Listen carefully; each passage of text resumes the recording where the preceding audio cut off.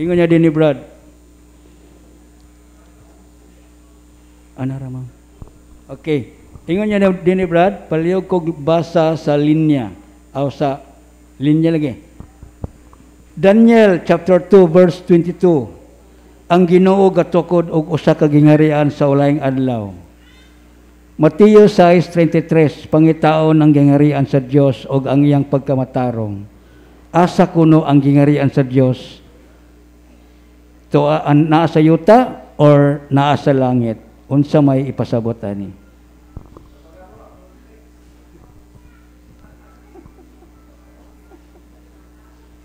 Okay. The Old Testament is a prophecy, while the New Testament is mauna ang katumanan. Ang gingharian sa Dios nga giingon, ang yuta usa lang siya ka hulagway sa gingharian sa Dios nga tuwa sa langit. Oh. Mabito ng pangitaon, di man nato makita rin sa kalibutan kay tuwa sa langit ang gingharian sa Dios. Ang pag-ingon nga Mateo 6:33, pangita ang gingharian sa Dios o iyang pagkamatarong, ang bot pasabot ang imong atong pagkamatarong maghatod nato sa gingharian sa Dios. Asa ang gingharian sa Dios? Tuwa sa langit. Mao tubag og mga panagna ni Propeta Daniel.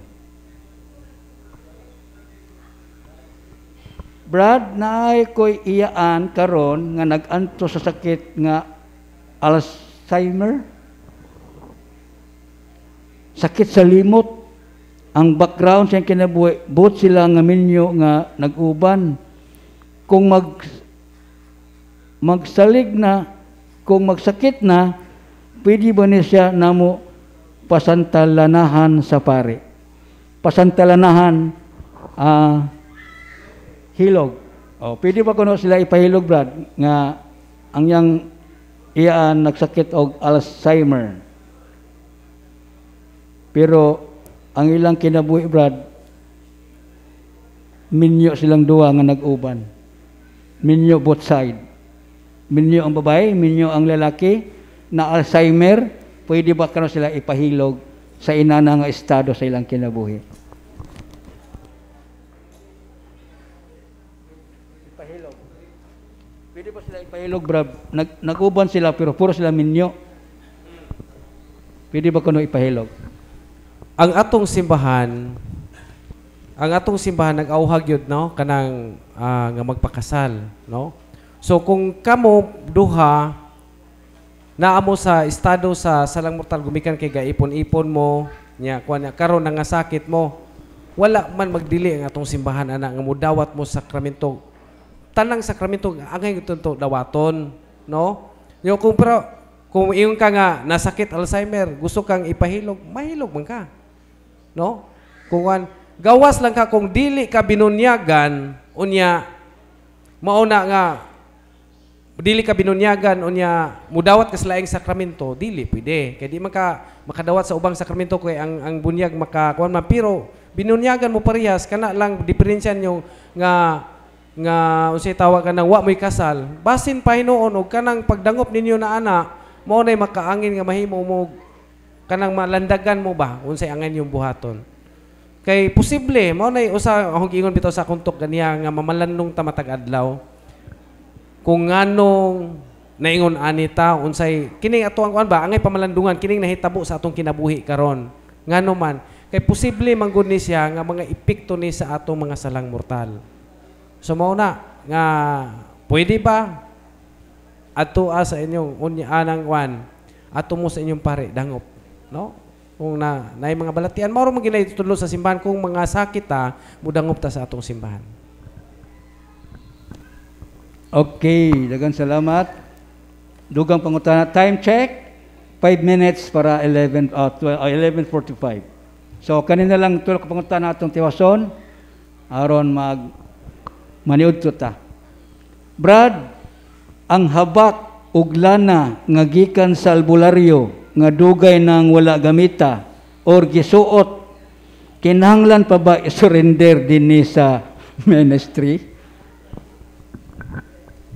Baton ka kanunay ng ID og dili nimo Surrender. So ang atong tudlo ana nga ato gyung i-surrender properly for the proper disposal. Kay kung magpabili na sa imuhang puder, magpabili na nga naa nimo, naa ang presensya sa yawa ana. Mao na nga mahimong infested itong bay kumikan kay nagbatunta ni anang mga butanga. Okay? So ang proper ana, bisan pagwa na gamita, mawa ang gahom sa yawa nga naan diha. Kay na-consecrate man na ngadto nila. So mao na nga kinahanglan nga ato i-surrender for a proper disposal. Pero kamao kang mo dispose, inaaman po na sa guide na unsan pag-dispose na, matudlo pwede po patudlo unsan magpa-dispose kay basig layo inyo ha. Layo na aning anhion dire tapos Mindanao. So na patudlo mo sa minister unya nga masaynan ninyo unsan pag-dispose ana properly. Okay? So kung naaras dool, kung mahimo i-surrender. Okay. Nay usa kay gayon nga layo gito siya brad, taga Mindanao. Oh, nya di sa kabalo mo surrender o mo dispose unya uban ang kahadlok iya ging gipa LBC. Giabot gid sa ministry ang iyang mga occult objects. Brad, dagan kog images nga anghel, decorative angels, pwede ba nako idugang ibutang sa akong altar? Mga anghel kuno brad nga mga imahen. Pwede ba kuno niya idugang ibutang sa iyang altar? Ang ikaduha niya bro, iyan ang gisulti. Doon na pud ko'y archangel, images, but I am confused if Saint Michael, Raphael, or Gabriel ba na, how will I use them? Okay. Yun sa nimo, wala ka kasiguro si Saint Gabriel ba na, si Saint Raphael, o si Saint Michael. Actually, sa akong nakita, Saint Michael rang anghel nga na images. O ako kakita pasukad og Saint Gabriel og Saint Raphael. So,